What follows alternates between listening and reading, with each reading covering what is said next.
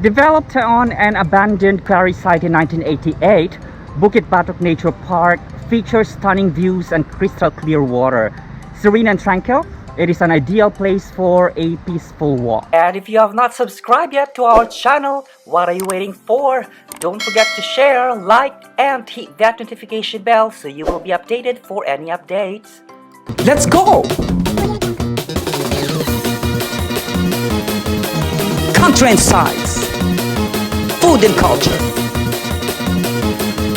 review and tips. Are you ready?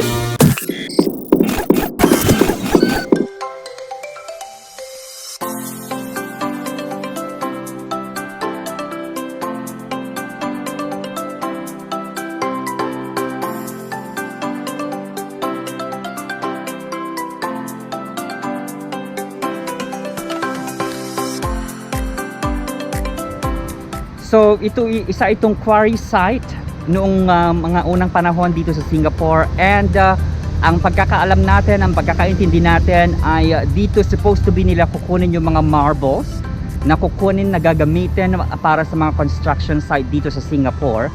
But then eventually they realized na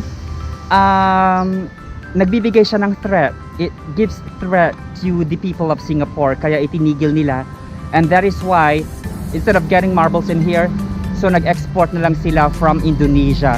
So ngayon, ang binalak nila dito ngayon, ang binalak nila dito noon ay gagawin na lang nila itong parang ano yun, papatayuan nila ng mga HDB, papatayuan nila ng mga bahay dito.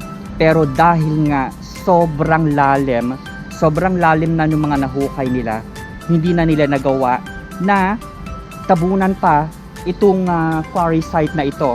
And then what they did, dahil nga sobrang stunning ng views as you can see behind me, ginawa na nila itong park instead. O hindi ba?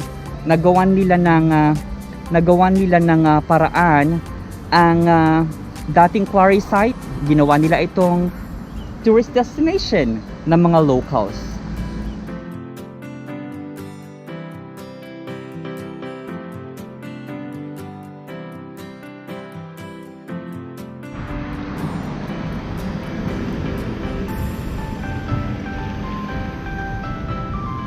Oh, it's better here.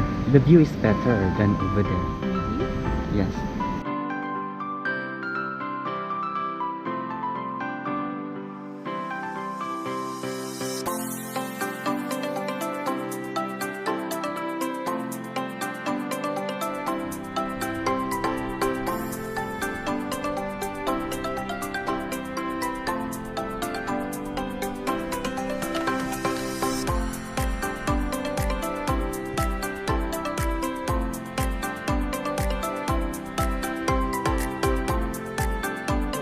This is perfect for everybody who wants to, have a me time, because it's just near the city. If you don't want to go out very far from your place, you could just come here. The nearest station is Bukit Gombak. That's red line. Bukit Gombak station. So you could just come here, have a stroll, have your me time, have some of your reflections. I have my sister over here, Xiaohui. Also here for reflection. Oh my god, it's so beautiful.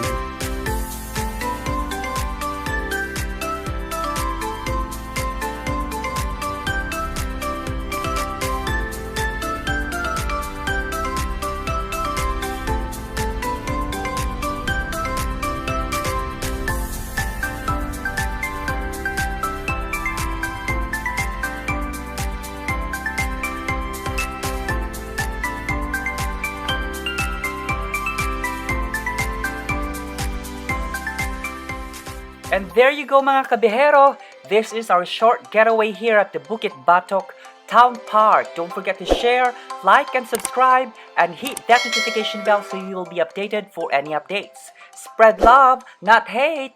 Bye!